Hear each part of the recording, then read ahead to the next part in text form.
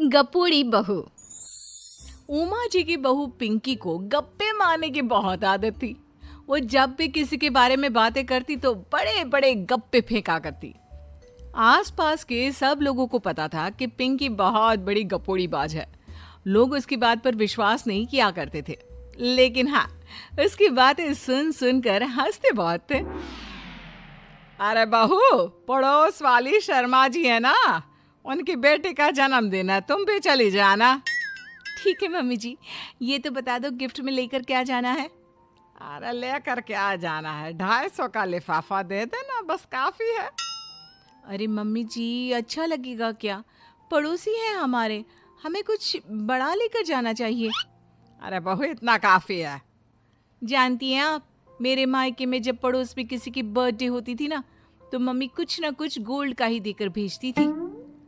पड़ोसी के बर्थडे में सोना? कैसी बातें करती हो। और नहीं तो क्या, आपकी तरह थोड़ी ना लिफाफा पकड़ा दिया। पिंकी शर्मा जी की बेटी के जन्मदिन में चली जाती है।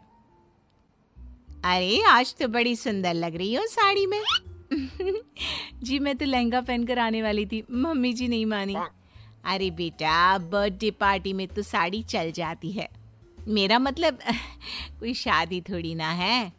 कैसी बात कर रही हैं आप आंटी जी? मेरे मायके में तो छोटे छोटे फंक्शन भी हम लोग लहंगा बनवाते थे बुटीक से, डिजाइन करवाकर। चाहे पड़ोस में किसी का जन्मदिन हो, मेरी मम्मी हमेशा बुटीक से नया लहंगा डिजाइन करवाती थी। मैंने तो ऐसा कहीं नहीं देखा, ये तो तुमने आज बड़े कमाल की बात बताई। अरे जाने दीजिए, कोई बात नहीं। और बताइए, आपकी बेटी नजर नहीं आ रही? अरे भाभी, मैं यहाँ हूँ, ये देखिए मेरा ड्रेस कैसा लग रहा है।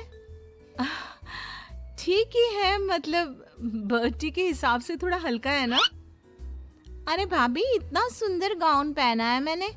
मैं ना शादी से पहले अपने बर्थडे पर हमेशा जरी वाला लहंगा पहना करती थी, यही मैं तुम्हारी मम्मी को भी बता रही थी। इसके बाद केक काटने का प्रोग्राम शुरू होता है। सब लोग इकट्ठे हो जाते हैं। शर्मा जी की बेटी का केक देखकर पिंकी से रहा नहीं जाता। उसके अंदर का गपोड़ी बाज बाहर निकल कर आ जाता है। अरे इतना छोटा सा केक! अरे बेटा, मेहमानों के हिसाब से ही है, जितने लोग इतना बड़ा केक। आंटी जी, कम से कम 4 या 5 मंजिल वाला केक तो बनाना चाहिए था। आपकी बेटी का बर्थडे रोज रोज थोड़ी ना आता है। मेरे बर्थडे पर हमेशा पापा 4 केक बनवाते थे, सारे केक 4-4 मंजिल के होते थे। वहां पर सारे लोग उमा जी के मोहल्ले के ही थे और वो पिंकी के गप्पे मारने की आदत से अच्छी तरह वाकिफ थे, इसलिए सब लोग उसकी बात सुनकर हंसने लगे, लेकिन किसी ने पिंकी से कुछ नहीं कहा। एक दिन सुबह सुबह पिंकी ने अपनी सास से कहा, मम्मी जी, मेरे मम्मी पापा मुझसे मिलने के लिए यहाँ आ रहे हैं। अरे वाह, ये तो बहुत अच्छी बात है।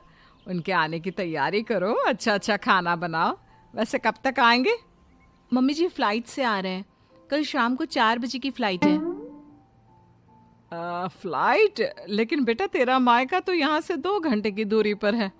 तेरे मम्मी पापा फ्लाइट से कब से आने लगे? अरे मम्मी जी, आपको पता नहीं है, मेरे मम्मी पापा ना आधे घंटे की दूरी के लिए भी फ्लाइट का टिकट बुक करवाती है। अरे गप्पे थोड़े कम मारा करो बहू, कोई फ्लाइट से तब आएगा ना जब यहाँ पर एयरपोर्ट होगा। तुम्हारी मम्मी क्या उड़कर आएगी घर में? अरे हाँ मम्मी जी, मैं तो भूल ही गई थी। वो क्या ना, मेरे मम्मी पापा हमेशा फ्लाइट से ही ट्रैवल करते हैं, तो मेरे दिमाग से ही निकल गया था। अगले दिन पिंकी के मम्मी और पापा पिंकी से मिलने के लिए उसके घर आते हैं। आइए आइए जी, आपका बहुत बहुत स्वागत है। और समदन जी, हमारी बेटे की कोई शिकायत तो नहीं ना? ठीक से संभाल लिया है ना आपका घर? अरे मेरी बहू बहुत समझदार है, घर का काम बहुत अच्छे तरीके से करती है। बस थोड़ा ज्यादा बोलने की आदत है उसे, आपको परेशान करती होगी ना। बात तो आपकी सही है, उसकी थोड़ा ज्यादा नहीं बहुत ज्यादा बोलने की आदत है। लेकिन कोई बात नहीं, आपकी बेटी दिल की बहुत अच्छी है, बस थोड़ा बोलती ही तो ज्यादा है। पिंकी बेटा, इधर आओ, देखो तुम्हारे मम्मी पापा आए हैं, तुमने इनके लिए खाना तो बना लिया ना? वो क्या है ना मम्मी जी, आपसे एक बात कहनी थी। हाँ हाँ बोलो बहू, क्या बात है, डरने की कोई जरूरत नहीं। वो मम्मी जी, मैंने सोचा मम्मी पापा आए हैं तो खाना बाहर से मंगवा लेती हूँ। अरे कोई बात नहीं बेटा, वैसे भी तुम किचन में काम करने लग जाती तो अपने मम्मी पापा से बात कब करती। बहुत अच्छा किया। अब तुम अपने मम्मी पापा के साथ बैठकर आराम से बात करो, मैं अंदर जाती हूँ। शाम का वक्त, जैसे ही दरवाजे की घंटी बजी, 3-4 लोग हाथों में खाने के बहुत सारे पैकेट लेकर उमा जी के घर पहुंच गए।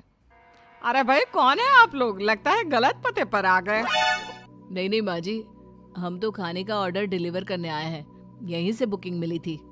अरे नहीं नहीं, आपको कोई गलत फहमी हुई है, हमारे यहाँ तो 2 ही मेहमान आए हैं। आपके हाथ के पैकेट देखकर लगता है इसमें 50 लोगों का खाना है। माँ जी आपने सही समझा, खाना तो इसमें 50 लोगों का ही है, क्योंकि हमें ऑर्डर यहीं से 50 लोगों का मिला है। अरे लेकिन इतना सारा खाना, कहीं मेरी बहू ने अपनी गप मारने की आदत के चलते ऐसा तो नहीं कर दिया।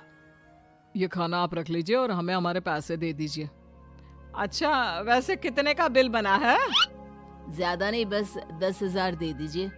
उन लोगों की बात सुनकर उमा जी पिंकी को आवाज देकर वहां बुलाती है। जैसे ही पिंकी वहां आती है, खुश होते हुए उन लोगों को वहां पर खाना रखने के लिए कहती है। अरे इतना सारा खाना क्यों मंगवाया बहू? अरे मम्मी जी, मैंने आपको बताया तो था, मम्मी पापा आए हैं तो मैं खाना बाहर से मंगवा रही हूँ। ये बात सही है बेटा, लेकिन 2 लोगों के लिए 50 लोगों का खाना? अरे मम्मी जी, कुछ कम पड़ जाए तो अच्छा थोड़ी ना लगता है, और मेरे मायके में तो ऐसा ही होता है, एक्स्ट्रा खाना मंगवाते हैं हम लोग। तभी पिंकी के मम्मी और पापा वहां पर आते हैं। अरे बेटा, एक्स्ट्रा खाना मंगवाने का मतलब ये थोड़ी ना होता है कि 2 लोगों के खाने के लिए 50 लोगों का खाना मंगवा लो।